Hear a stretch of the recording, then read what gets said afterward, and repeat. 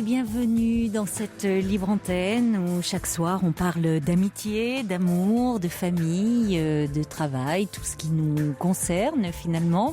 Alors vous pouvez appeler le 39 21 jusqu'à 1h, vous y serez accueillis par Paul et Asiba, et vous pouvez également, si une histoire fait écho à la vôtre, eh bien nous écrire sur le site europe1.fr, réagir par SMS au 7 39 21 en commençant vos messages par le mot nuit. C'est Julien Jaffré qui réalise l'émission. Nous sommes ensemble pour 2 heures de direct. Europe 1, Caroline Dublanche. Bonsoir Patrick. Bonsoir. Alors Patrick, vous êtes en train de vivre une séparation que vous ne comprenez pas bien. Non, je comprends pas. Alors qu'est-ce qui se passe? Vous étiez ensemble depuis combien de temps? 4 ans. D'accord. J'ai eu un problème d'alcool. Elle aurait pu me quitter à ce moment-là. Et c'est lorsque je n'ai plus eu ce problème, parce que j'ai lutté, c'est pas facile, qu'elle m'a quitté. Parce que ses enfants n'ont pas accepté. Ils ont dit notre mère est fragile et tu vas replonger. Voilà. Ces enfants pensent que vous allez replonger. Oui. Oui, ils sont adultes. Oui, ils ont 40 ans à peu près, quoi. Mais alors, qu'en dit-elle, elle? Parce que c'est pas ses enfants qui décident de votre séparation. Ses enfants ont décidé. Et elle est où dans l'histoire? Je l'ai vue encore tout à l'heure. Elle dit que ses enfants n'ont rien à voir là-dedans. C'est elle qui a décidé, mais moi je pense que c'est pas elle qui a décidé. Oui, vous pensez que bon. Oui. Mais en même temps, pourquoi ne croyez-vous pas que c'est elle qui est à l'origine de cette décision? Parce que vous ne comprenez pas qu'elle vous quitte au moment où vous êtes sorti de cette dépendance à l'alcool. Ça vous ne semble pas logique? Non. Qu'elle soit restée avec vous, auprès de vous quand vous étiez dépendant, et qu'elle vous quitte au moment où il y a la perspective d'un avenir meilleur. Oui. Ça, je comprends pas, non. Et quand elle vous a rencontré, vous étiez dans ce problème d'alcool? Oui. Oui. Donc elle avait 100 raisons de me quitter à ce moment-là. Oui. Et... Ou 1000 raisons de rester avec vous? Je sais pas. Vous savez, il y a des personnes, Patrick, qui ont besoin d'avoir quelqu'un à sauver, à s'occuper. Oui, d'ailleurs, elle me disait, je suis ton infirmière. Ah oui. Et elle s'occupait de vous comme ça, avec beaucoup de dévouement? Elle avait plein de raisons de me quitter, oui, bien sûr, oui. Non, mais est-ce qu'elle s'occupait de vous avec beaucoup de dévouement, d'attention, de tendresse? Oui. Oui. Oui, elle était très très attentive à vos besoins.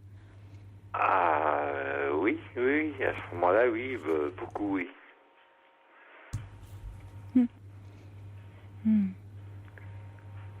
Oui, donc elle était vraiment aux petits soins pour vous, et maintenant que vous allez mieux... Maintenant je vais bien, oui. Finalement, elle vous délaisse. Ses enfants m'ont dit, on veut pas un mec comme toi. Mais c'est peut-être plus complexe que ça. Parce que ces enfants, pourquoi ne se sont-ils pas manifestés pendant ces 4 ans, finalement?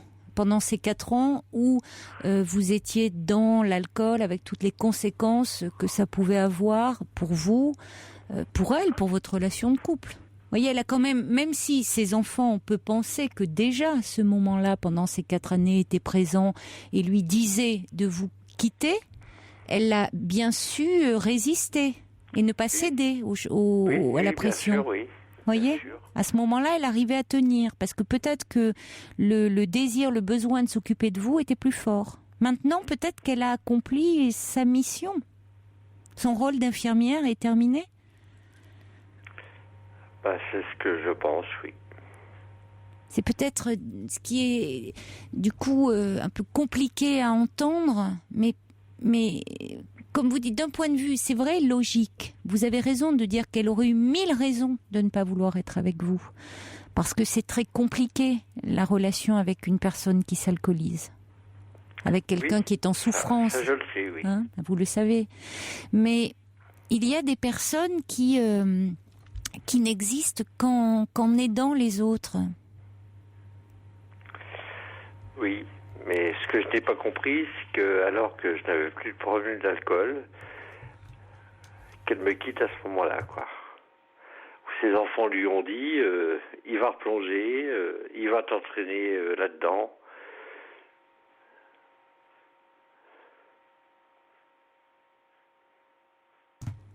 Oui, mais c'est ce que j'essaye de vous faire entendre. C'est que justement, maintenant que... Et c'est une très bonne chose que vous ayez pu vous sortir de cette dépendance. Oui. Hein, ça c'est formidable pour vous. Oui. C'est ce que vous avez réussi à accomplir. Je le sais. Et c'est vous qui l'avez accompli, hein, Patrick, oui, parce que elle a été certainement aidante. Hein, mais c'est quand même vous qui êtes aujourd'hui abstinent et qui avez fait en sorte, qui avait rassemblé toutes vos forces, toute votre énergie pour vous libérer de cette dépendance. Oui. Je vous le dis parce que c'est important, c'est-à-dire que ne pas penser que vous vous êtes sorti de l'alcool uniquement grâce à elle. Elle y a fortement contribué, mais c'est vous qui êtes à l'origine de tout ça. Pourquoi elle m'a quitté alors ? Je ne suis pas dans sa tête, donc je ne peux pas répondre. C'est à elle qu'il faudrait demander cela. Hein, puisque finalement, quand elle vous dit qu'elle vous quitte, vous pensez que c'est ses enfants qui sont derrière. Alors ces enfants ont pu avoir une influence, mais moi je vous donne une hypothèse. Bon, visiblement ça ne fait pas écho en vous, ce que je vous dis, puisque vous revenez sur cette question. Vous pouvez toujours lui demander et vraiment attendre sa réponse, plutôt que d'en donner une à sa place, en pensant que elle ne veut pas vous quitter, mais que ce sont ses enfants qui la poussent à prendre cette décision. Écoutez-la. Écoutez ce qu'elle a à vous dire, peut-être. Voyez ? D'accord. Et vous comprendrez peut-être un petit peu mieux ce qui était en jeu dans votre relation, qui de toute façon aura été constructive parce que vous êtes sortis de cette dépendance, hein, qui est vraiment très forte, très dure. C'est difficile d'en sortir. Et si vous vous sentez un peu vacillant ces temps-ci, parce que justement elle n'est plus là, parce que vous vous sentez un peu triste, un peu déprimé, n'hésitez pas à demander de l'aide auprès de votre médecin, parce qu'on sait que parfois, dans des périodes comme ça de tristesse, de déprime, il peut y avoir un risque de rechute. Donc, ça serait vraiment dommage. Oui, je le sais. Hein ? Je vois un psy. Oui. Donc ça, c'est important. D'accord, Caroline. Donc l'important, c'est de continuer, comme dit un auditeur, et de ne pas plonger, parce que vous avez fait vraiment vous a fallu beaucoup de courage et de volonté pour sortir de tout ça. Peut-être que dans l'histoire de cette femme, dans l'histoire de cette personne, elle a besoin d'aider. Elle existe en aidant les autres. Moi, c'est peut-être, vous voyez, il y a des personnes comme ça, quand on est avec quelqu'un qui est dans une dépendance, qui finalement ça se passe bien, le couple trouve son équilibre tant qu'il y en a un qui est dépendant de l'autre, parce que le fait d'être dépendant aussi à l'alcool ou enfin à une addiction, peu importe la nature de cette addiction, ça fait qu'on est aussi dépendant de son partenaire dans le couple. Et finalement, quand on sort de cette dépendance à une addiction quelconque, on est aussi moins dépendant psychologiquement. Et parfois, le partenaire peut ne pas le supporter. Parce que ça peut lui donner un certain pouvoir aussi. Vous voyez, derrière cet extrême dévouement, gentillesse, il y a aussi quand même un certain pouvoir sur l'autre, en s'en occupant. Et il y a des personnes qui ont du mal à faire évoluer la relation, à être finalement plus sur un terrain d'égalité quand l'autre va bien. De se retrouver finalement deux êtres qui vont bien et donc il n'y en a pas un qui cherche à aider l'autre. D'accord, Caroline. Voilà. Bon courage, mais prenez soin de vous. C'est ce qui est important, hein, Patrick. Merci. Au revoir, Patrick. Au revoir.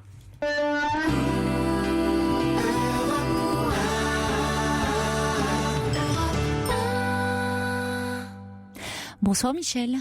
Oui, bonsoir. Bonsoir. Alors voilà, je vais essayer de... D'abord, je suis un fidèle de la première heure, hein, depuis le début. Bon. Merci. Je suis quelqu'un qui a déjà un âge, je dirais, avancé, 70 ans. Oui. Et j'ai eu l'occasion de vous appeler à quelques reprises, 3 ou 4 fois, Oui. raison des sujets divers.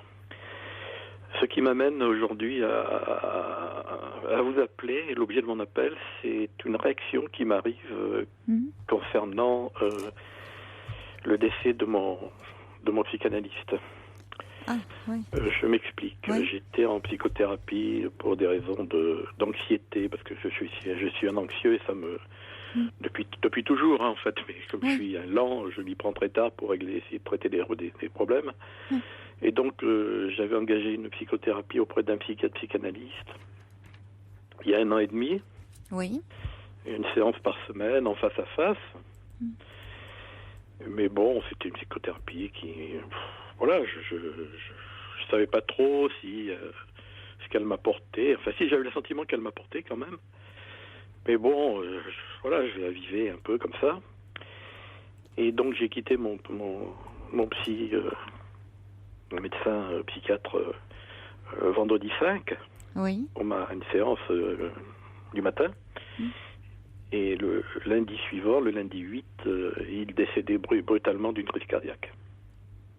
Oui, c'est ça. Vous ne saviez pas, oui, il n'était pas malade, c'était extrêmement brutal. Oui. Comme qui avait l'air en pleine santé, 65 ans, très dynamique, extrêmement impliqué dans énormément de structures de son métier, international, enfin, un personnage très hyperactif dans son domaine et très, très reconnu. Oui. Et l'objet de mon appel, c'est que je m'interroge sur ma réaction. Parce que je suis extrêmement perturbé par ce deuil, par par ce départ brutal, la perte brutale de mon psy. Et j'en avais pas conscience avant qu'il disparaisse, évidemment, aussi brutalement. C'est-à-dire de l'attachement, de l'investissement que vous aviez, puisque vous dites que vous y alliez en même temps, une fois par semaine, mais en disant que vous saviez pas trop ce que ça vous apportait. Oui, comme beaucoup, hein, je me posais des questions. C'est vrai, parfois. Bon, alors il y avait des moments où c'était plus fort que d'autres, mais il y avait une grande complicité quand même. Hein. C'était quelqu'un qui parlait beaucoup, qui avait de l'humour, qui était hyper chaleureux. Oui. Hein, oui, c'est important. Humainement exceptionnel, quoi. Et donc, les choses suivaient leur cours, avec des hauts et des bas dans mon travail. Il m'a beaucoup aidé, finalement, quand même, je m'aperçois maintenant. Et donc, j'ai eu une réaction énorme, quoi. Ça m'a vraiment Oui, comment ça justement, est-ce que vous pouvez m'en parler un peu de cette réaction énorme? Je suis totalement sous le coup de l'émotion, de la sidération. Enfin, je suis dans un processus de deuil apparemment, quoi. Oui. Très fort, quoi. Oui. Et j'y pense tous les jours. Enfin, je revois les séances, je le revois sur le pas de la porte, me disant à vendredi prochain. Je vais consulter des sites pour prendre des informations sur lui. Enfin, et voilà, je suis allé bien entendu à ses obsèques hier. Oui. J'ai été à la cérémonie religieuse. Enfin voilà quoi. Si vous voulez, je suis très très très bousculé par ça, quoi. Oui, très affecté. Ah, totalement, oui. Et c'est la raison, je m'interroge sur la nature de cette réaction, quoi. Et c'est pour ça que j'avais envie un peu d'en parler, et puis d'avoir une réaction d'un regard comme ça, le vôtre en particulier, sur ce type de réaction, parce que, je sais pas, est-ce que c'est normal? Oui, vous en semblez surpris finalement que ça déclenche autant d'émotions chez vous. Vous ne pensiez pas je suis quelqu'un plutôt qui a des émotions, quand même. Je suis une nature plutôt émotive, quand même, et anxieux aussi. Ça va avec. Et donc, voilà, quoi. Et là, je suis vraiment dans le deuil, quoi. Alors déjà, il y a quelque chose... Je me sens perdu, je me sens un peu... Oui, un peu abandonné. Oui, je me sens orphelin, je sens un grand vide. C'est ça, ouais. Mais j'en ai pas conscience pendant le cours de mes séances. Parce qu'il était là. Ben oui. Parce qu'il était là. Vous saviez que finalement, quoi qu'il arrive, exactement, vous pouviez vous rendre une fois par semaine. Il y avait cette présence rassurante. Alors par moment... Même si des fois, si vous voulez, excusez-moi, des fois, en y allant, j'avais une sorte d'anxiété aussi, en me disant qu'est-ce que je vais pouvoir raconter, quoi. Mais bon, puis ça se passait, Oui, mais c'est ça, c'était un rendez-vous, c'était dans votre dans le temps de la semaine, ce rendez-vous régulier, voilà, d'un lieu qui vous sécurisait, qui rythmait quand même votre vie. Et là, ça crée un vide. Ça. Pour que j'en sois conscient avant son décès. J'en étais pas pleinement conscient de tout ça. Allô? Oui, mais vous n'en étiez pas conscient parce que finalement, il vous offrait ce cadre thérapeutique, offrait une sécurité.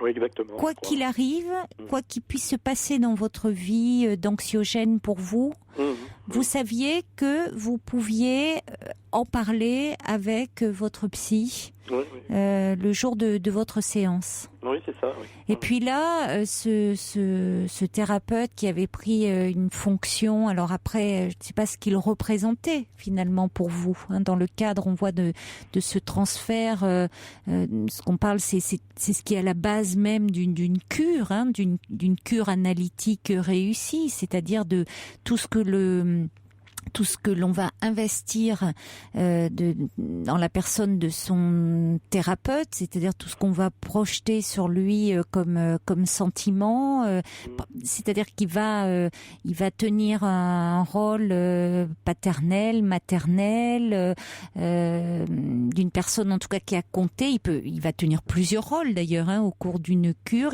et ça va nous permettre de revivre des événements de notre vie et à travers ça toutes les émotions et tous les sentiments qui ont été attachés à ces événements de vie.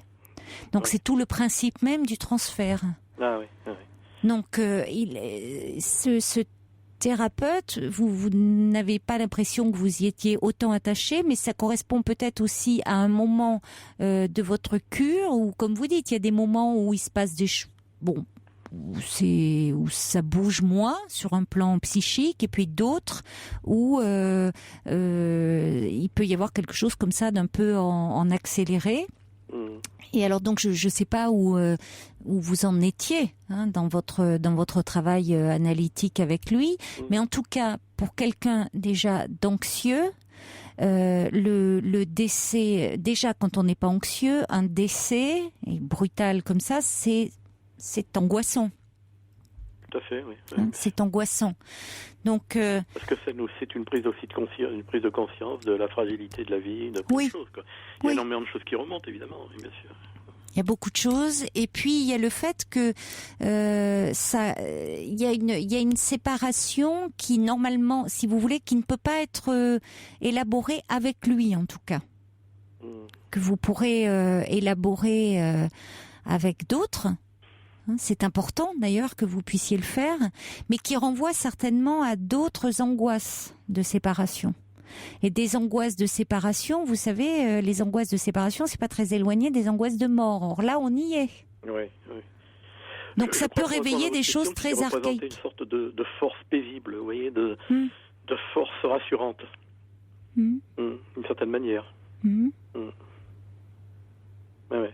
Et il y avait et dans votre entourage, il y avait quelqu'un dans votre vie qui a eu un peu cette fonction-là auprès de vous, d'une force paisible, rassurante, comme ça, qui était là auprès de vous, ou c'est au contraire ce qui vous a manqué? Non, ça m'a manqué. Ça vous a manqué? Oui, je pense. Oui. Je me souviens pas d'avoir d'avoir eu ce genre de en face de moi, d'avoir eu ce type de personne. Non. Et vous avez choisi justement au départ, vous avez volontairement choisi un homme?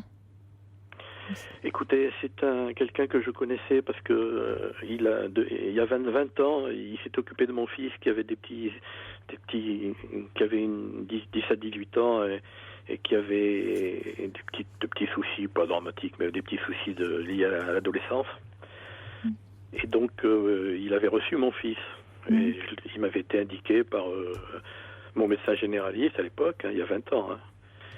Et 20 ans après, c'est moi qui ai pris la décision, et je prends toujours des décisions un peu sur le tard, qui ai pris la décision d'aller le voir, et c'est le nom qui m'est revenu parce qu'il avait connu mon fils il y a 20 ans, quoi. Et je suis tombé sur quelqu'un qui était quand même assez exceptionnel, franchement, parce que j'avais une autre expérience de psychothérapie suite à une séparation, à un divorce il y a longtemps. Et c'était beaucoup plus froid, beaucoup moins. Il y avait pas de chaleur. Ça c'est pas du tout la même relation. Pas du tout. Oui. Il y avait, c'est ça. Il était assez chaleureux, démonstratif, apaisant, sécurisant finalement. Humain. Chaleureux. Oui, c'est ça. Et c'est important quand on est anxieux. Oui, très rassurant d'une certaine manière, justement. Et justement, j'allais le consulter pour des anxiétés qui sont liées à à ma relation à mes enfants, parce que je suis anxieux par rapport. Je vous avais appelé déjà à ce propos. Je suis anxieux. Bon, je la maîtrise, mon anxiété. Je suis pas. Je fais avec, disons, comme beaucoup, mais elle est là quand même. C'est une anxiété qui était plus liée à...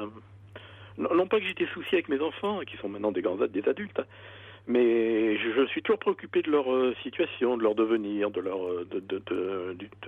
leur vie. Et toujours soucieux, quoi, si vous voulez. Et c'était la raison qui m'avait amené à aller le consulter, oui. Oui. Et justement, je trouve que ma réaction depuis quelques jours là est vraiment extrêmement forte, quoi. C'est ça que je voulais bien insister là-dessus. Et sinon, je ne vous aurais pas appelé, évidemment. Elle me dépasse. Oui, mais elle n'est pas. Elle est tout sauf exceptionnelle. Comment ? Elle est tout sauf exceptionnelle, Michel. C'était une de mes questions. Ah oui, non, elle est tout à fait compréhensible. Oui, je vais vous dire, je vais dire des choses qui vont peut-être paraître, après tout, non, pourquoi ? Non, énorme, pas énorme, mais non, oui. J'ai pas eu du tout la même réaction à la perte de mon père que j'ai accompagné il y a 6 ans. Oui. Pas du tout. Oui, mais je comprends, oui. Mais vous voyez, J'étais pas très très proche de mon père non plus, mais j'étais présent quand il est parti. Oui. J'étais là et je n'ai pas eu du tout dans ce type de réaction. Et peut-être que lui était représenté pour vous une sorte de père idéal, chaleureux, à l'écoute, rassurant, pouvant vous conseiller, vous guider. Sans doute, oui. hein, justement par rapport à aussi dans ce qui relève de la transmission d'un père à son fils, puisque vous lui parliez aussi des difficultés avec votre fils. Des difficultés, c'est moi qui faisais, d'ailleurs vous m'avez bien répondu là-dessus, quand j'avais parlé de d'un de mes fils, c'est des difficultés, c'est moi qui fais de la projection, hein, parce que mes fils vont bien. Hein. Tant mieux. Non, je veux dire, tant ils mieux. sont pas en perdition. Oui, mais tant mieux. Mais c'est-à-dire ce qui vous a manqué à vous, peut-être. Hein, c'est-à-dire, vous voyez, c'est ce que vous ressentez comme des difficultés ou de vos angoisses, de vos peurs. Et finalement, ce thérapeute pouvait représenter cette image paternelle, une image paternelle rassurante, auprès de qui vous pouviez trouver un soutien, quelqu'un qui vous écoute de façon bienveillante, qui ne juge pas, qui peut vous guider, et qui est là pour finalement qui se montre aussi chaleureux avec vous, enfin qui est aidant. Et je crois qu'avec son quand ça se passe comme ça dans ce type de conditions, avec son psychothérapeute, enfin là c'est un médecin psychiatre et psychanalyste, on a une relation qu'on a avec personne d'autre. Hein, mais c'est une relation très singulière, je suis d'accord avec vous. C'est une relation très très singulière. On se livre, on est dans l'intime, mais on oui, est dans plein de choses. Hein. Mais évidemment, c'est ce que dit Lilia d'ailleurs, qui dit votre émotion est sans doute liée au fait qu'il s'agit de l'intime que vous déposiez auprès de ce thérapeute. Tout à fait. Et on est vraiment... c'est la personne à qui on confie, je crois, ce qu'on a de plus intime. Alors, il y a peu de personnes à qui on parle comme on parle en thérapie. Même à des amis, on ne parle pas comme ça. Oui, absolument, mais bien sûr. Non, c'est vrai. Et c'est ce qui me déstabilise un peu, si vous voulez, d'une certaine manière, c'est la comment dire. La nature de ma réaction, j'ai vraiment un énorme vide. Oui, quoi. Non, mais c'est, je vous dis, c'est. C'était pas un peu exagéré? Non, non, c'est pas exagéré. C'est-à-dire, c'est ce que vous sentez, ça vous insécurise terriblement. Non, totalement. Hein, vous vous sentez très insécurisé parce que il y a sa présence. Vous saviez que il était là. Exact. Vous pouviez compter sur lui et puis bon, malheureusement, voilà, tout d'un coup, il est très, si vous voulez, le thérapeute dans ce transfert extrêmement positif que vous aviez vis-à-vis de lui est très idéalisé, comme quand on est petit enfant, on idéalise, on idolâtre même nos parents et on pense qu'effectivement ils sont tout puissants. Et là. Malheureusement, c'est la mort qui se rappelle à vous. Donc il y a quelque chose, comme vous dites, de très anxiogène parce que votre thérapeute, lui-même, c'est un homme avec ses limites et les limites, effectivement, qui fait qu'il peut être terrassé aussi et quelques secondes, oui. Et en quelques secondes. Hein. Donc ça a quelque chose de déstabilisant parce que quand on est dans le cadre d'une thérapie, alors des gens extérieurs peuvent dire de quoi il parle. Bien sûr qu'un thérapeute est un homme ou une femme et qu'il n'est pas tout puissant. Mais à un moment, dans une thérapie, on peut l'oublier ça. Parce qu'on revient à des émotions et à des sentiments très archaïques que peut éprouver un petit enfant et où il place toute sa confiance en ses parents. Donc si le parent devient défaillant, et d'une certaine façon, par sa mort, c'est comme s'il devenait défaillant et que vous vous sentez abandonné. Vous dites d'ailleurs, je me sens orphelin. Oui, je le dis. Plus que quand vous avez perdu votre père. Absolument. Oui. C'est pour ça que ce que vous n'avez pas ressenti à la mort de votre père, vous le ressentez aujourd'hui. Oui, tout à fait. Parce que ça a été, ce thérapeute a été un père, a été une image qui vous permet de vous construire là où votre propre père, il y a eu des défaillances. Et puis c'était pas du tout le psy caricatural qui dit pas un mot, vous voyez. Oui, enfin, voilà. Oui. C'est ce que vous recherchiez. Il y avait de l'échange et du dialogue, enfin. Oui. Voilà. Alors il y a Ninon qui dit est-ce que évidemment on comprend que ça soit prématuré comme question et parce que vous êtes comme vous dites dans le choc, dans la sidération encore. Là, vous dites que vous ça venez. remonte encore plus fort. Alors, oui, mais c'est bien que ça remonte aussi, parce que c'est important que vous puissiez en parler. Est-ce que Ninon dit, est-ce que vous envisagez de continuer la cure? C'est la question que j'allais vous poser. Avec un autre thérapeute, ou allez-vous faire une pause? Je sais pas, c'est une des questions dont j'avais envie de vous parler. Parce que bon, je vous dis, hier j'étais à l'église, il y avait sa famille, il y avait ses filles, il y avait sa femme, il y avait tout le milieu médical, enfin de la psychiatrie, voilà, il y avait plein de gens. Et on m'a indiqué après la possibilité de reprendre contact avec un confrère, si vous voulez. Et c'était la question que je me posais. Qu'est-ce que je fais maintenant avec ça? Est-ce que je repars très vite avec quelqu'un d'autre? Est-ce que je fais une pause? Je ne sais pas trop là. Vous voyez, je suis un peu, je m'interroge. Voilà. Vous allez voir.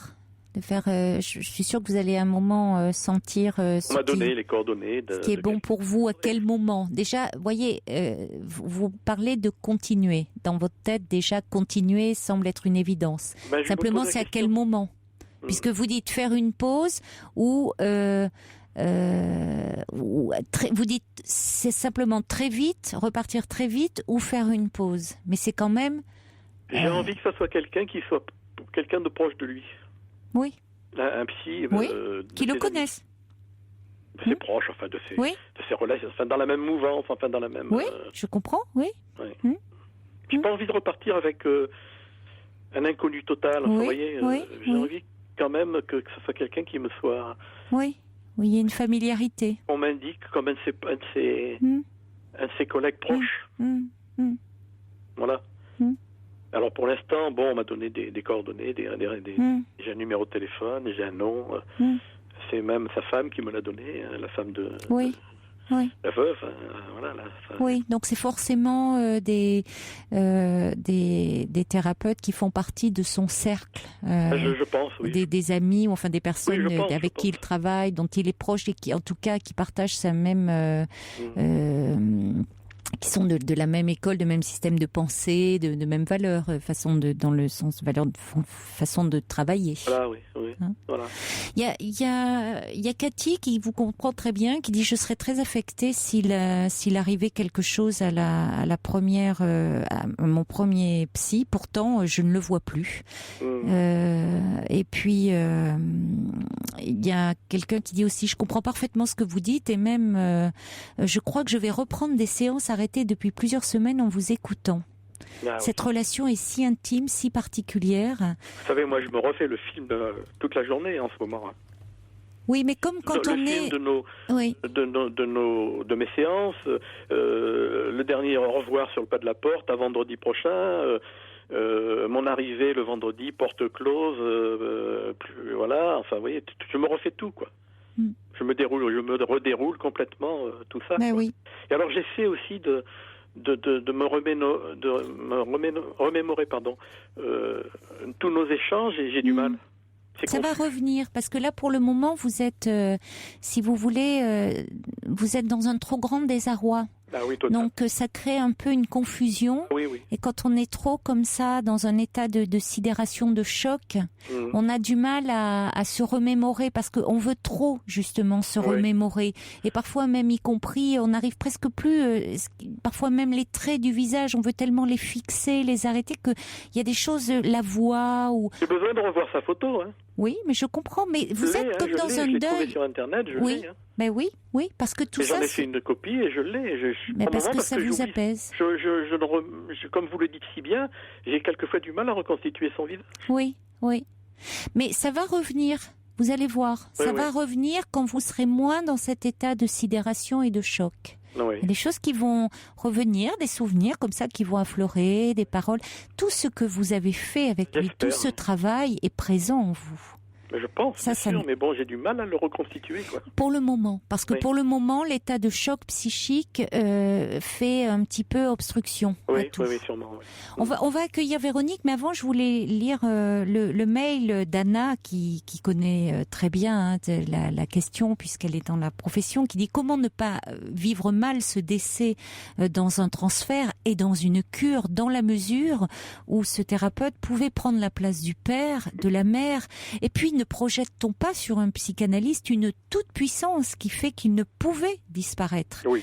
Hein, c'est ça aussi. Et tout dépend où l'on en est dans la cure. C'est ça aussi. Et c'est pour ça que ça, vous pourrez le travailler aussi avec quelqu'un. Oui. Vous voyez, c'est important de ne pas rester aussi bloqué là-dessus. Donc, Anna, qui vous souhaite du courage. Oui, c'est important. Ne pas rester comme ça dans ce désarroi. Ça, c'est très important, que vous repreniez. Vous sentirez le moment, il n'y a pas une urgence mais c'est important que vous ne restiez pas. Je suis quelqu'un d'émotif, profondément. Oui, mais je la comprends. Nature, voilà. Je la sens et je la comprends. On va accueillir Véronique, qui vous a écouté attentivement et qui voulait vous parler aussi. D'accord. Bonsoir Véronique. Bonsoir Caroline, bonsoir Michel. Oui, alors effectivement j'ai beaucoup de choses qui résonnent en moi. Je vais essayer de faire court parce que beaucoup de choses ont été dites par rapport au sujet. Moi j'ai été hospitalisée donc suite à une dépression assez foudroyante. Donc j'ai eu un mois d'hospitalisation et mon hospitalisation, ma sortie d'hospitalisation était à condition que je sois prise en charge par un psychiatre. Donc je suis sortie, j'ai rencontré un psychiatre qui m'a été conseillé par une amie à moi qui avait été suivie elle-même. Ce psychiatre avait 47 ans et moi, la principale cause pour laquelle j'ai entrepris cette psychothérapie était par rapport au décès de mon papa, qui avait 47 ans lui-même quand il est parti d'un arrêt cardiaque. Et en fait, j'ai donc vu ce psychiatre pendant 2 années, de façon assez intensive, parce que je l'ai vu 2 fois par semaine. Donc, comme on disait, on y projette tellement de choses. C'était mon père, mon amant, mon frère, que je n'avais pas. Mais en tout cas, j'ai mis beaucoup de projections dans cette relation.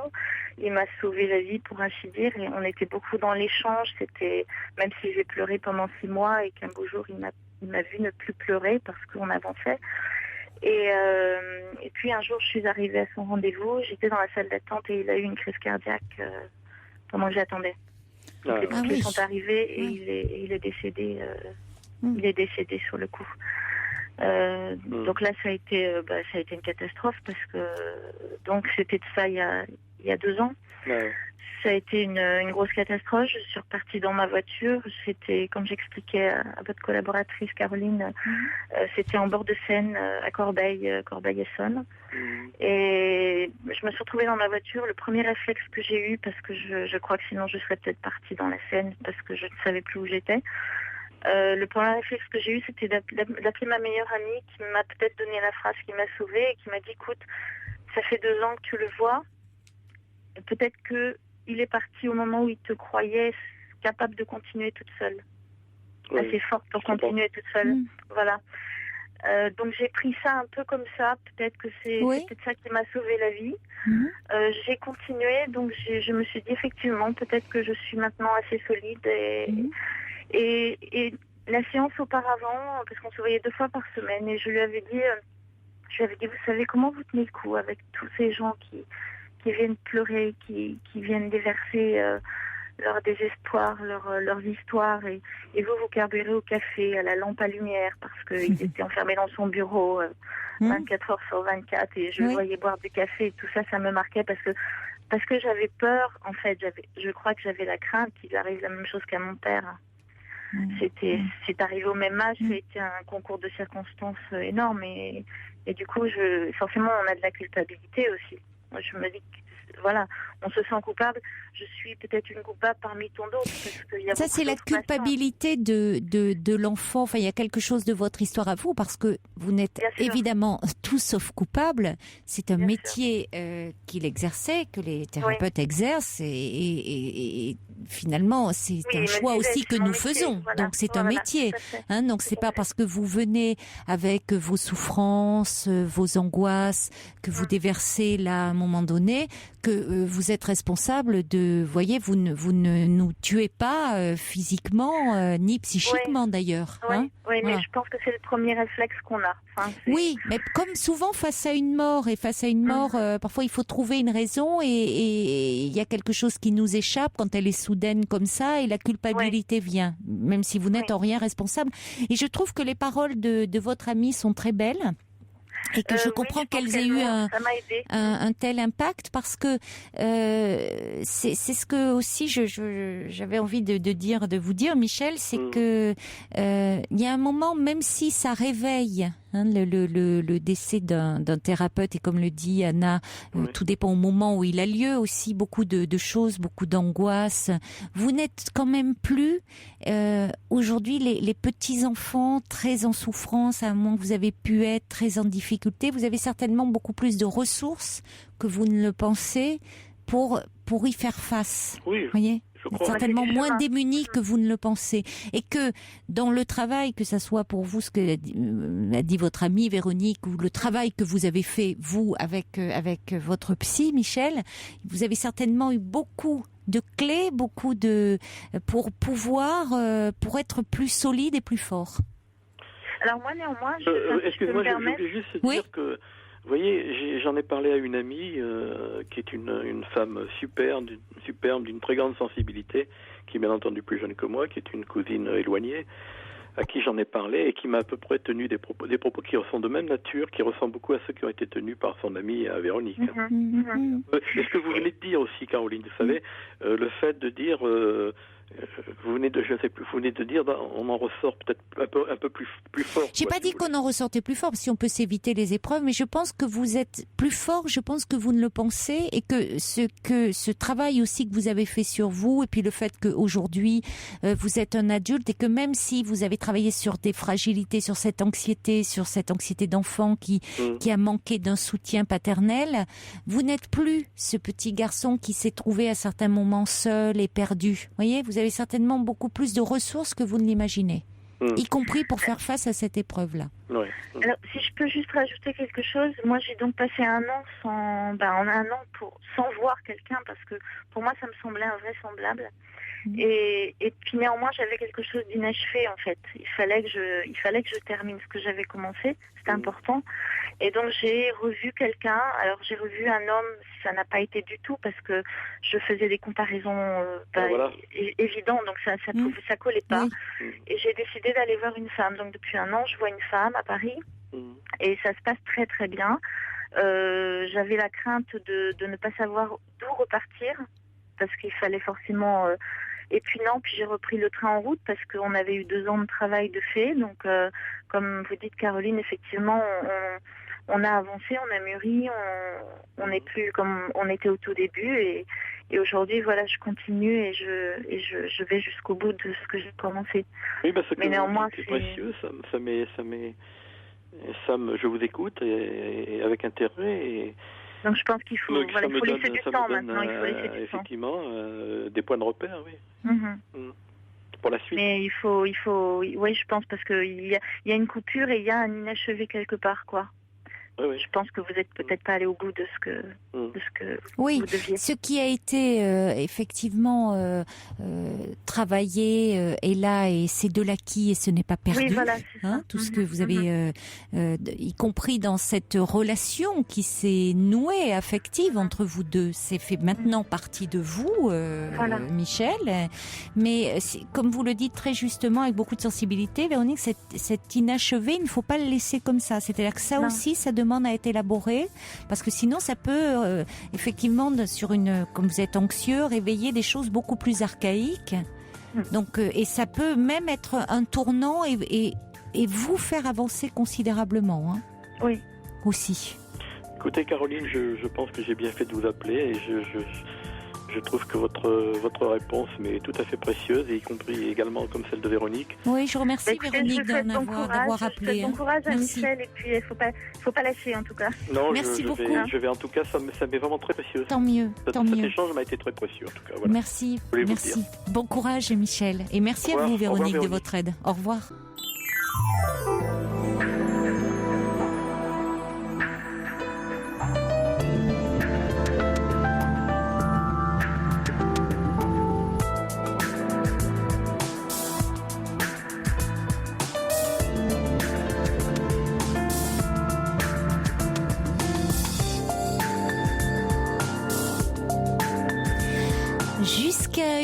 soir, vous avez carte blanche sur Europe 1 pour nous parler de vous, de tout ce qui vous tracasse, de ce qui vous tourmente et qui vous empêche peut-être de trouver le sommeil. Vous pouvez appeler le 39 21 et également nous écrire sur le site europe1.fr ainsi que nous faire part de toutes vos réactions par SMS au 7 39 21 en commençant vos messages par le mot nuit. Alors, il y a Martine de Forbach qui, suite au témoignage de Michel, dont le psy était décédé brutalement d'une crise cardiaque, qui dit « J'ai vécu la même situation avec ma psy et c'était très difficile à vivre pour moi. Si vous voulez, vous pouvez donner mon numéro de téléphone à ce monsieur pour en parler. Donc, sachez que nous allons transmettre. Puis, il y a First Lisa qui dit « Je voudrais pas vous mettre la pression, mais je me dis que c'est un peu comme pour nous, finalement, les fidèles. Si un jour vous décidiez d'arrêter l'émission, bon alors, pas superstitieuse, mais je me dis, mes derniers bilans a priori sont bons, mais sait-on jamais, je touche du bois quand même, je jette du sel un peu dans le studio, ça peut aider. Bon, si la direction d'Europe 1 continue à me faire confiance, a priori moi j'ai envie de continuer, donc voilà. Et puis si jamais ma chère First Lisa, j'ai décidé d'arrêter l'émission, elle pourrait continuer.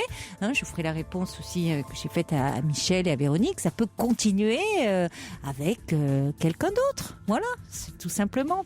Allez, on va écouter un petit peu de musique et puis après, nous accueillerons Samy. Jusqu'à 1h sur Europe 1, Caroline Dublanche. Bonsoir Samy. Bonsoir Caroline Dublanche. Bonsoir. Bonsoir.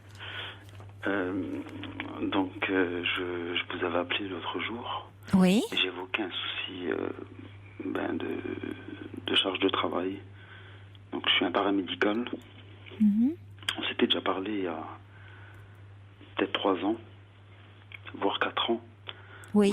J'étais étudiant à ce moment-là. On avait parlé de mon statut d'étudiant. Oui. Et là, donc bien sûr. Donc là, vous êtes dans la vie active. Là, je suis dans la vie active. Oui. Je suis dans la vie active depuis 4 ans. Mm. Et donc en fait, voilà, je rencontre des soucis au niveau de la charge de travail. Donc dans un hôpital, bien sûr. Et oui. très souvent, je rentre du travail assez déprimé. Parce qu'on n'a pas... Je m'attendais pas à tout ça, quoi, en fait. Je m'attendais pas à devoir faire un travail d'usine, finalement. Ce qui est assez frustrant. Qu'est-ce que vous entendez par là? C'est-à-dire d'usine? C'est des à la chaîne. rythmes. C'est à la chaîne, les soins donnés les soins, aux patients? Tout à fait, oui. Tout à fait. Je pense que c'est un problème national. C'est pas... À l'hôpital, oui, l'hôpital va mal. Ouais. Oui, l'hôpital va très mal. Ouais. D'ailleurs, on a subi une restructuration. Travaillé dans un hôpital X. Et donc, on a été transféré dans un hôpital Y il y a 6 mois. Oui. Avec une réduction du personnel. Réduction du nombre de patients. Mais les 2 personnes qu'on est en poste tous les jours ne suffisent pas pour le nombre de patients qu'on a, bien qu'il y ait une réduction. Je pense que d'un point de vue légal, il me semble que c'est même pas légal. On a 16 patients pour 2, il me semble que c'est 14 patients pour 2. Et bien sûr, très souvent... Vous êtes dans quel service? Je travaille dans Vous voulez peut-être pas le dire? en oncologie. Oui, en effet. Oui, c'est ça. Ça dépend parfois le service. Oui, en oncologie, vous avez. Il y a tout un travail. Il y a toute une. Oui, évidemment, c'est lourd à la fois physiquement et puis moralement. Et puis moralement, exactement. Les personnes ont besoin d'un soutien, d'une aide. Tout à fait. Ça ne devrait pas être fait, à la chaîne. Ça ne devrait pas être fait à la chaîne. Les patients, et puis d'ailleurs les familles aussi, parce que notre rôle il est aussi d'accompagner les familles. D'ailleurs, à ce propos, j'avais... Mais qu'est-ce que je peux vous demander, parce que vous dites que vous êtes paramédical, je peux vous demander votre fonction précisément? Oui, je suis aide-soignant. Vous êtes aide-soignant, d'accord. Voilà, donc je travaille en collaboration avec une infirmière. Oui. Comment se passe la collaboration avec les infirmiers, les infirmières? Elle se passe plutôt bien dans l'ensemble. Hein. Oui. Toujours, voilà quoi. Hein. Elles aussi se plaignent d'une charge de travail. Oui, bien sûr. Oui. Bien sûr, c'est un malaise, je dirais général. Oui. Mais est-ce que ça vous amène à faire des soins qui normalement devraient être réservés des actes infirmiers, je veux dire Tout à fait. Oui, je les contrôle, parce que par respect vis-à-vis du patient, parce que je pose pas de perfusion, par exemple. Je pique pas de bilan, parce que c'est invasif. Ensuite, il y a des choses, je pourrais pas dire anodines, mais faire un électrocardiogramme, c'est bien que je sache en faire. Oui. Parce que j'en ai plus de 800, je peux même pas compter, quoi, mais à mon actif, mais ça reste un acte que normalement je n'ai pas à faire, quoi. Oui. Et moi, ça me gêne aussi parce que particulièrement, j'aimerais pas être soigné par une personne qui n'a pas les compétences, même si elle les a. Oui. Voilà, c'est normal. Enfin, c'est normal. Je crois qu'on est tous dans ce cas-là. Hein. Tout à fait. On préfère avoir quelqu'un qui a, comme vous dites, les compétences. Alors après, vous pouvez parfois on les acquiert à force de regarder les autres et tout, mais il n'empêche qu'on préfère avoir la personne quand même qui a été formée pour ça. Tout à fait. Mais déjà, donc puisque vous dites que vous m'avez appelé il y a 3-4 ans quand vous faisiez vos études, et déjà au bout de 3-4 ans, vous vous sentez déprimé du fait de la charge de travail. Oui. Là, en ce moment, plus que jamais, parce qu'on a subi une restructuration, et puis parce que le temps passe, et puis on n'est pas toujours aussi en forme, je dirais, et aussi à même de pouvoir supporter. Voilà, on n'est pas égal à nous-mêmes, on n'est pas égaux à nous-mêmes tous les jours, quoi. Donc forcément, et en ce moment. En plus, on se sent pas du tout écouté, quoi. C'est le souci. Et puis, je suis aussi conscient que le malaise est général. Donc, forcément, des solutions, il y en a pas des masses. D'ailleurs, en ce moment, c'est ce qui m'avait poussé à vous appeler, c'est que je tachycarde moi-même la nuit. Et j'ai eu du mal à me rendre compte que finalement, c'était lié au travail, quoi. Au stress, à l'anxiété? Oui. Un trop-plein, finalement, une hyperactivité. Je suis déjà moi-même très, très nerveux. Hein. D'ailleurs, la dernière fois qu'on s'était parlé, donc il y a 4 ans, vous m'avez senti vous-même très nerveux. Et on avait mis fin, parce que voilà, c'était la fin de l'émission. Hein, donc, et puis vous m'avez rappelé...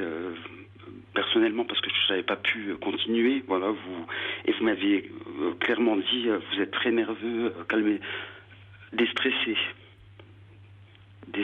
Vous m'avez rappelé donc à mon domicile, 5 minutes après la fin de l'émission. Oui, hors antenne. Hors antenne, et vous m'avez dit donc de me calmer. Vous étiez mal.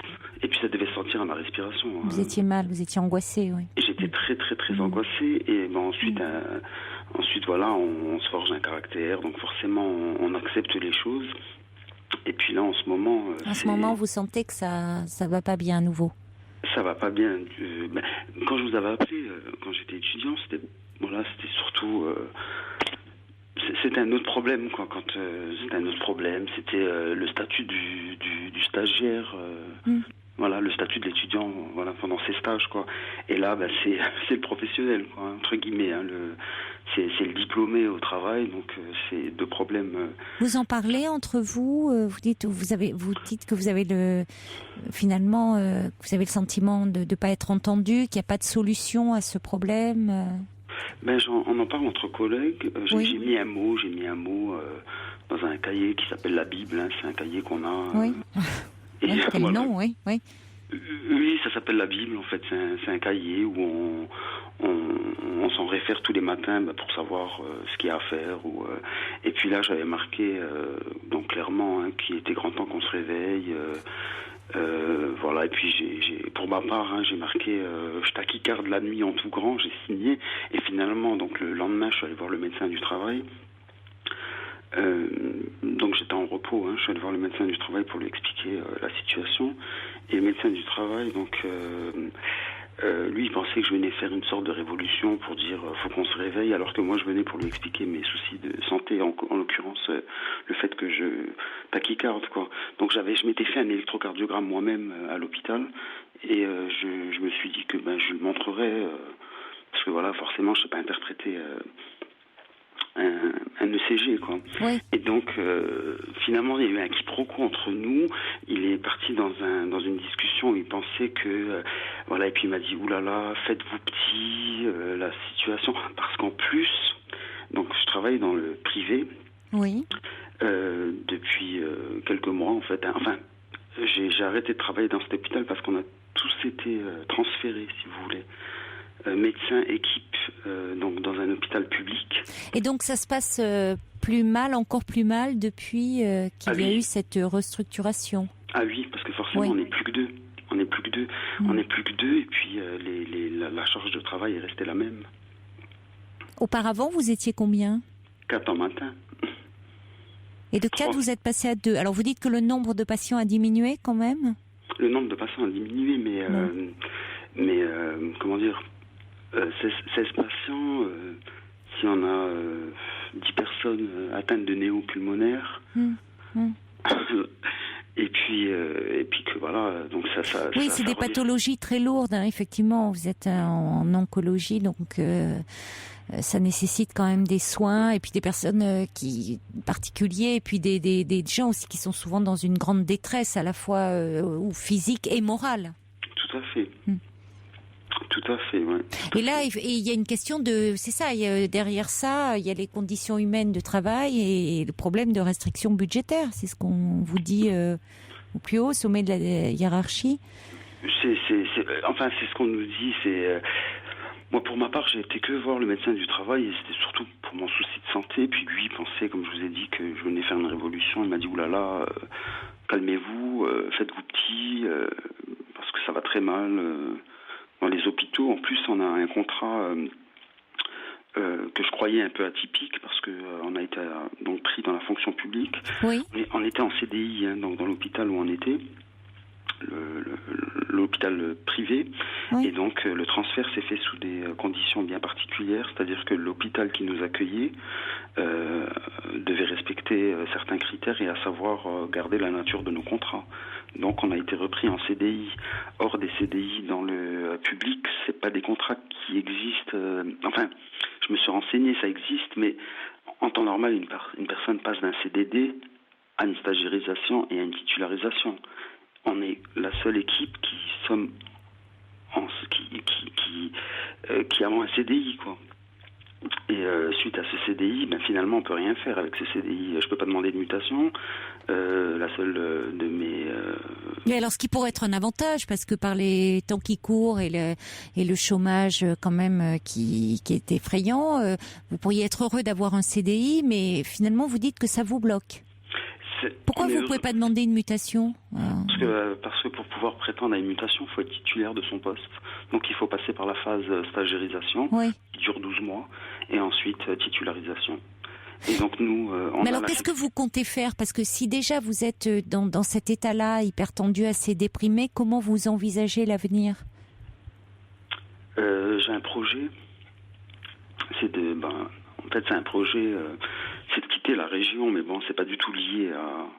C'est pas seulement lié à la charge de travail. C'est parce que j'ai découvert le sud de la France, et puis voilà, je vis dans le nord, hein, donc j'ai envie à un certain moment de voir autre chose. Donc j'ai ce projet que je suis en train de construire, et donc j'ai déjà imprimé des candidatures dans plusieurs CHU. Et là, je suis en train de me renseigner par rapport à mes droits en tant que CDI. Et bon, je pense que, d'après ce que j'ai lu, et d'après ce que les syndicats m'ont dit, c'est un peu, entre guillemets, grillé, quoi. Il va falloir que je démissionne. À moins d'attendre la stagiairisation et la titularisation. Oui. En même temps, on recherche beaucoup. Je sais qu'on recherche beaucoup d'infirmiers. Est-ce que pour les aides-soignants, c'est la même chose ? On recherche beaucoup. C'était des postes qui sont très recherchés. Oui. Bon, donc vous ne devriez pas avoir de mal à trouver un autre poste. Non, j'aurais pas de mal à trouver un autre donc ça, poste. c'est déjà important. C'est ce qui me pousse d'ailleurs. Et si vous vous trouvez dans un environnement qui vous porte peut-être un peu plus, parce que peut-être que vous êtes dans un environnement aussi par ailleurs qui ne vous porte pas assez, sur un plan personnel, je veux dire. Moi, pour ma part, je pense que, en plus, compte tenu de la situation et du malaise, on dirait national, hein, dans les hôpitaux, pour ma part, j'ai toujours, dès que j'ai accepté ce contrat, donc il y a 4 ans, je savais que j'y resterai pas des années, parce que je considère que, c'est mon point de vue personnel, hein, je considère que oncologie ou un autre service, hein, c'est bien de le faire, c'est bien de le voir, c'est bien d'avoir une expérience, mais à mon opinion, c'est bien de changer aussi. C'est bien de changer. Non, mais c'est peut-être important effectivement de vous rendre compte si c'est quelque chose qui est trop, peut-être un peu trop lourd pour vous de faire face, parce que si vous êtes quelqu'un d'extrêmement anxieux, peut-être que ça peut être compliqué. Donc il faut prendre conscience aussi de cela et envisager quelque chose qui vous correspondrait peut-être mieux à votre personnalité. C'est sûr, mais bon, par rapport à ça, j'ai pas assez de recul. Moi, finalement, j'ai pas d'expérience autre que celle de l'oncologie, hein, dans mon domaine. Hein, oui, mais vous venez de démarrer, donc vous pourrez vous faire d'autres expériences aussi. Oui, bien sûr. En tout cas, il y a Lohengrin qui envoie un petit message pour dire qu'il comprend votre situation, parce que faut que je le retrouve, en disant que les aides-soignants sont souvent mal, alors il faut que je retrouve les termes exacts, mal aidés, mal entourés par les médecins et les infirmiers. Il y a First Lisa qui dit: si c'est trop dur, vous pouvez aussi demander un congé sans solde et travailler en libéral. On manque d'aides-soignants, dit-elle. Alors, je ne savais pas que ça pouvait se faire en libéral. On peut pas travailler en libéral. Mais oui, ça m'étonnait. Je pensais que c'était les infirmiers, mais pas les aides-soignants. Non, on peut pas travailler en libéral. On peut travailler dans les SIAD, donc soins de service à domicile, mais sous couvert d'une infirmière coordinatrice. Et en effet, donc c'est soigner le patient à domicile. D'accord. Ça, on peut, mais à libéral, en tant que tel, comme un IDE, comme un INF, non, c'est pas. Oui, c'est pas comme les infirmiers. Non. Alors, il y a Pierre qui dit: très touché par le témoignage de l'aide-soignant, travaillant moi-même à l'hôpital, courage à lui. Et puis, il y a quelqu'un qui dit: je suis totalement d'accord avec les propos de cet auditeur, totale désillusion, 4 mois après mon entrée dans la vie active. J'évoque aussi ce terme de travail à la chaîne et ça me déprime.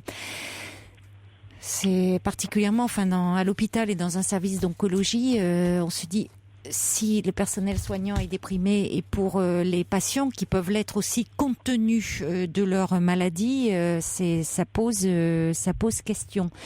Mais écoutez, bon courage à vous, et puis essayez de tout mettre en œuvre pour vos démarches, pour déjà partir peut-être comme vous en avez envie dans le sud, et vous créer un cadre de vie déjà un petit peu plus agréable pour vous, parce que c'est important que vous n'y laissiez pas votre santé. Mais c'est vrai qu'il y aurait beaucoup à dire au niveau du fonctionnement de l'hôpital et du mal-être des soignants. Bon courage. Bon courage, Samy. Je vous remercie, Caroline. Au revoir.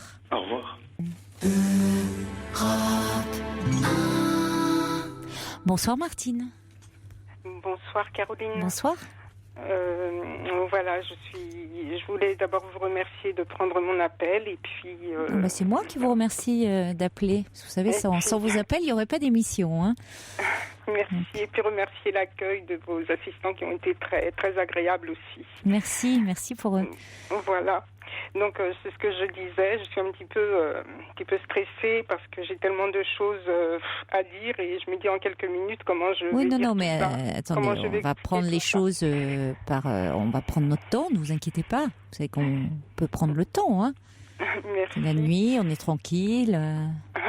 Oui. Donc en tout premier lieu, c'est vrai que ce que j'ai parlé en premier, c'est que concernant ma fille qui est passée ce soir, qui passe assez souvent, et qui il y a 1 an, en octobre, qui a acheté un appartement avec son ami, qu'elle connaissait depuis 3 ans, à peu près, et il s'est avéré que aujourd'hui, ça va vraiment plus. plus du tout. Et donc, c'est pas d'aujourd'hui, ça fait quelques mois, elle me l'avait pas dit, je pense que ça doit faire 5-6 mois que, finalement, ça n'a pas été bien très longtemps. Même avant, il y avait déjà des petites choses qui n'allaient pas. Je lui avais conseillé de prendre son temps pour acheter et tout, mais elle en a fait un petit peu qu'à sa tête, quoi. Et donc, aujourd'hui, faut revendre. Et comme elle n'avait pas d'apport, ils n'avaient pas d'apport du tout. Ils ont pris un prêt sur 40 ans. Et aujourd'hui, elle m'a demandé si je pouvais appeler l'agence pour leur demander des renseignements. Enfin, elle voulait que je fasse le premier pas parce qu'elle n'avait pas envie de le faire. J'ai dit, mais pourquoi tu le fais pas? Donc, oui, pourquoi elle le fait pas, elle? Oui, alors elle me dit, écoute, c'est juste ce que je te demande et tout, sinon je laisse tout tomber, parce qu'elle est très déprimée. Oui, peut-être, mais enfin, c'est un peu du chantage là qu'elle vous dit, je te demande et sinon je laisse tout tomber. Vous voyez, ça vous met dans une situation un peu impossible quand même. C'est une décision en plus qui n'engage pas qu'elle. Enfin, c'est quand même, elle a acheté cet appartement avec son ami. Oui. Bon, donc vous pouvez pas, vous, sa mère, prendre une décision qui engage aussi elle et son ami, enfin son couple. Ça vous met, c'est une responsabilité, je trouve, que vous n'avez pas à prendre, vous. C'est plus une enfant.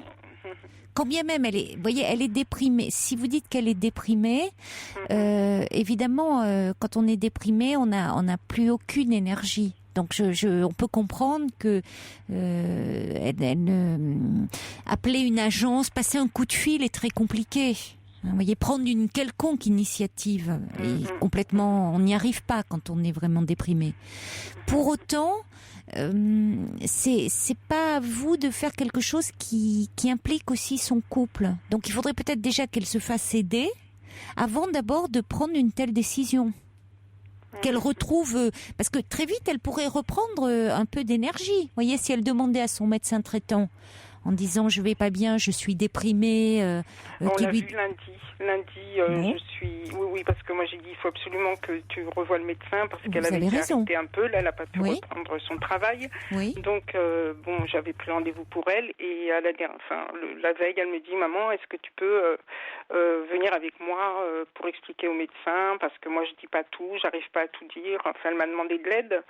Donc je suis allée avec elle lundi et donc le médecin qui la suit depuis toute petite, elle a 30 ans, donc elle la connaît bien. Et oui. Voilà quoi, donc on en a discuté, donc elle lui a dit il faut que tu fasses les agences, voir un petit peu les estimations, voir ceci, voir cela, parce qu'ils n'ont aucun apport quoi. Oui. Ils n'ont eu aucun apport et et donc et elle l'a prolongée, elle l'a mise sous antidépresseur aussi. Elle me dit parce que là sinon tu vas pas remonter, c'est-à-dire qu'elle pleure chaque fois que je l'appelle, ça fait plusieurs mois. Elle pleure, elle passe par des crises où elle s'en est prise après moi. Mardi dernier, on a eu une altercation alors qu'on est très fusionnel d'habitude par rapport à ma vie qui est très compliquée aussi par rapport à ma vie privée avec mon ami. Donc ça c'est encore une autre histoire. Je sais plus aussi où donner de la tête. Et elle est sous antidépresseur, donc elle a commencé son traitement là ces jours-ci. Elle n'a pas commencé encore. Elle est pas. Je pense qu'elle n'est pas décidée à le prendre. Ah oui, mais pourtant, si le médecin lui a prescrit, c'est comme ça qu'elle va aussi remonter la pente, hein.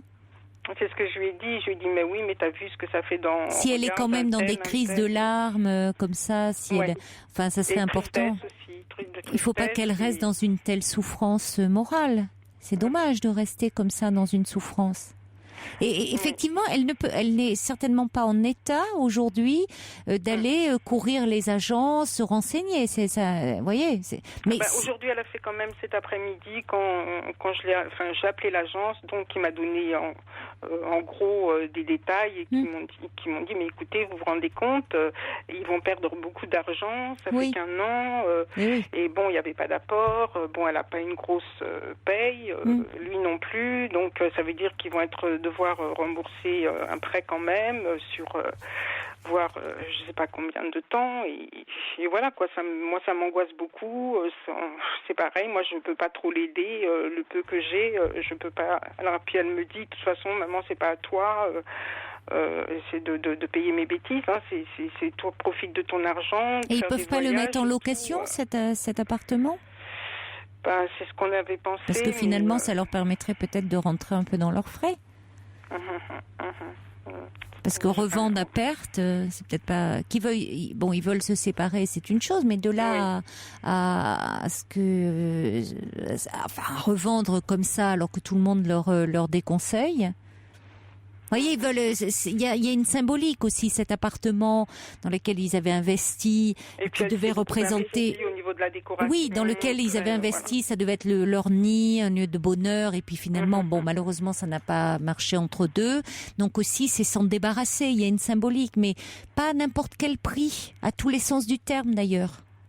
Parce que sinon, elle se sentira également lésée. Elle l'est déjà affectivement, moralement. Si en plus elle est lésée matériellement, ça fait beaucoup. Donc peut-être que, vous voyez aussi, il est important dans ces situations-là de parfois différer, de réfléchir et de pas agir dans l'urgence. Or, quand on est déprimé, quand on n'est pas bien, on a envie de se débarrasser de tout ce qui pèse, de tout ce qui encombre, ou au contraire, on ne sait pas comment faire et on se laisse vraiment envahir, encombrer. Mais on prend rarement les bonnes décisions quand on est très déprimé. Donc il faudrait déjà qu'elle commence son traitement, elle va y voir un petit peu plus clair, elle va retrouver un peu d'énergie, et il est possible, il y a aussi cette possibilité-là de mettre en location et d'attendre un petit peu. Oui, je peux lui en parler aussi. À moins, ils peuvent d'ici là trouver quelqu'un qui a un coup de cœur pour l'appartement et qui l'achète. Oui, c'est pour ça que hier, excusez-moi de vous couper, Caroline. Cet après-midi, du coup, après ce coup de fil, je lui ai dit que je lui ai informé de ce que m'avait dit l'agence, hein, c'est-à-dire que voilà, ils allaient perdre quand même de l'argent, pour voir une certaine somme, quoi. Donc et elle m'a dit, je vais appeler les agences pour prendre un rendez-vous pour les estimations. Et elle en avait déjà un pour jeudi. Un rendez-vous d'agence, et finalement elle a réussi à en appeler plusieurs, et il y a 4 rendez-vous de prévus là, jeudi, vendredi, mardi, mercredi, pour des estimations, voilà quoi. Donc et comme elle le disait au médecin, tant que je suis avec lui sous le même toit, je peux pas faire le deuil de mon histoire. Et là, elle va très mal. Alors moi, qui suis pas très bien déjà dans ma vie, parce que comme je le disais à votre assistante, c'est difficile pour moi parce que j'ai mon fils aussi qui est à la maison, de 35 ans, et qui a des troubles, qui est reconnu bipolaire, donc et qui est toujours à la maison, donc c'est pas facile pour moi. Non, certainement. Oui. Et en même temps, j'ai une relation, j'avais une relation depuis 9 ans avec mon ami. Et donc, mais par contre, il y a eu beaucoup de disputes. On se remettait, on se redisputait, on se remettait. Oui. Et il y a eu beaucoup de choses et ce qui a fait que mes enfants ne veulent plus le voir. Donc mardi, c'est pour ça que ma fille m'a fait un petit peu une scène. Oui, de toute façon, t'es partie 3 jours et puis voilà, t'en as rien à faire de tes enfants. Tu préfères passer avec tout ce qu'il t'a fait, tout ce qu'il a pu te faire, te dire et tout. Tu préfères passer des soirées avec lui et puis nous. Qu'avec tes enfants. Il y a quand même une certaine. Alors, indépendamment, il y a une certaine confusion là, parce que s'il y a bien une personne qui peut décider de ce qu'elle veut faire quant à cette relation, l'arrêter ou la poursuivre, c'est vous et vous seul. Ce n'est pas à vos enfants de décider pour vous de votre vie amoureuse. Surtout, bon, en l'occurrence, écoutez, je suis désolée, mais votre fille, elle est en pleine séparation de couple, elle va très mal, elle est très déprimée, et votre fils, il vit chez vous, il est dépendant de vous, il souffre de bipolarité. Donc, ils vont quand même pas, de toute façon, indépendamment de ça, ils sont adultes, ils n'ont pas à vous donner des conseils, et même pas des conseils, presque des ordres sur ce que vous devez faire. Quand vous dites que vous avez une relation fusionnelle avec votre fille, oui, mais une relation trop fusionnelle qui sème la confusion. C'est-à-dire que à chacun, si vous vous mêlez trop de la vie des uns des autres, plus personne n'est à sa place. Vous voyez ? C'est-à-dire que alors, soit peut-être parce que vous confiez trop à vos enfants. Alors, votre fils, en étant chez vous, est témoin de certaines choses, évidemment, il vit chez vous. Mais pourquoi lui ne vit pas en dehors ? Parce que même s'il est bipolaire, il peut être soigné. Pour l'instant, c'est-à-dire on l'avait orienté vers un ESAT, mais c'était vraiment trop. Il a été un mois, mais ça s'est pas bien passé, quoi. Parce que bon, c'est vrai c'est à un degré quand même léger. Bon. Parce qu'il est autonome, et puis moi dans la bipolarité, de ce que j'ai pu lire, parce que j'ai contact avec l'association de l'UNAFAM, et donc c'est par cette aide aussi qu'on m'avait conseillé de faire le dossier pour la MDPH, enfin tout, voilà quoi. Et donc du coup on l'avait envoyé à cet ESAT, mais bon les cas étaient trop fort pour lui, quoi. Il n'a pas supporté des jeunes qui montaient sur les tables, qui chantaient, qui criaient. Lui, ça l'a perturbé. Il dit non, moi, je suis pas comme ça. Je suis pas. Voilà, c'est vrai qu'il est. Oui, c'est très particulier, hein, la bipolarité. C'est-à-dire que là, moi, j'ai lu des choses où les personnes qui sont atteintes de bipolarité sont capables de faire n'importe quoi, de dépenser de l'argent en peu de temps, en une journée, dans les périodes dans les périodes d'exaltation, dans les périodes de manie. Voilà. Que moi, jamais mon fils n'a eu ce genre de... Mais il a des périodes des alternances d'état d'euphorie et d'état de dépression ? Non, il n'a pas vraiment des hauts et des bas. Il est plutôt dans une période... D'accord, donc il est dans une forme unipolaire, en fait. Oui, voilà, toujours un peu pareil, de dépression. Toujours un peu dans ses pensées, un peu triste, voilà, voilà, donc, et puis, il s'inquiète aussi, j'ai personne, et tout. Est-ce qu'il est soigné ? Est-ce qu'il a un traitement ? Est-ce qu'il est en psychothérapie ? Il voyait un médecin psychiatre, mais il le voit plus actuellement là parce que comme il dit, il faut avancer et puis. Oui, mais il avancera pas tout seul. Donc il veut plus. Là, il faut, vous voyez, donc il n'a plus de traitement. Donc il prend quand même un traitement. Il a quand même un petit traitement, un léger traitement, mais ce qui est bien là, c'est qu'avec le contact, avec le dossier MDPH que j'ai fait, la personne m'avait dit de demander un accompagnement, un service d'accompagnement, si un jour moi je peux plus ou quoi, qu'il soit quand même toujours pris en charge. Et donc, en fin de compte, actuellement, ça s'appelle le SAMSA, et c'est un service d'accompagnement où il y a une psychologue de travail qui doit voir demain d'ailleurs. Il y a une AMP qui l'a vu, l'infirmier qui l'a rencontré déjà. Enfin, il rencontre maintenant des personnes, ça commence, et où ils doivent l'aider pour la préorientation qui doit commencer en janvier dans un établissement à côté, quoi. Donc, il est un peu suivi, là, il est entouré sur ce niveau-là, quoi. Il y a un psychologue aussi qui doit voir. C'est en train de se mettre en place. Bon, c'est une bonne chose. Donc, voilà. Bon, donc il est important que votre fille se soigne cet état dépressif. Et c'est à elle de voir par rapport aux démarches qu'elle peut faire. Enfin, je veux dire, vous pouvez à un moment être un soutien, donner un conseil, mais vous n'avez pas à faire les démarches pour elle, parce que ça pourrait aussi se retourner contre vous. C'est-à-dire, elle pense là qu'elle n'est pas en mesure, qu'elle n'est pas capable de faire les choses, mais c'est pas en faisant les choses à sa place que vous allez l'aider à prendre confiance en elle. Alors là, c'est normal qu'elle n'ait plus du tout confiance en elle, parce que elle est, d'après ce que vous dites et ce que dit le médecin généraliste qui lui a prescrit un traitement en dépression. Donc il faut déjà qu'elle aille mieux pour pouvoir envisager après la suite. Mais vous pouvez pas, si vous voulez, agir avec elle comme si elle était encore un petit enfant dépendant. Parce qu'à côté de ça, vous voyez, vous avez déjà votre fils qui est à votre charge, maintenant votre fille qui se sépare et qui vous demande de la prendre en charge. Bon, à un moment quand même, vous pouvez pas vous oublier complètement vous dans cette relation. Je pense que je m'oublie beaucoup. Oui, mais c'est le problème. Et c'est vrai que j'ai arrêté ma relation avec mon ami. Oui, mais c'était peut-être, alors tout dépend après cette relation, mais c'était peut-être un des moments où vous aviez quand même un espace pour vous, cette relation. Oui, parce que on se voyait. C'est vrai que tous les week-ends, j'allais danser parce que c'est ma passion. C'est important. Et avec lui, donc où on se faisait on a fait 2-3 jours à la mer pendant qu'il faisait beau. On est parti le matin, on rentrait le soir. Comme il me dit, on peut faire beaucoup de choses, visiter. Enfin, vraiment.